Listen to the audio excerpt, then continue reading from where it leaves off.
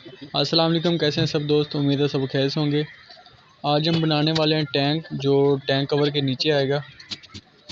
RGB का frame है और इसमें इंजन इंस्टॉल किया हुआ है 400 250 का 4 सिलेंडर इंजन। और उसकी हम R6 की फेयरिंग फिटिंग कर रहे हैं और उसका जो टैंक कवर है अपना वो नीचे फिटिंग नहीं आ रहा, बहुत ख़राब था, वैसे भी गला हुआ था, जंग लगा हुआ था।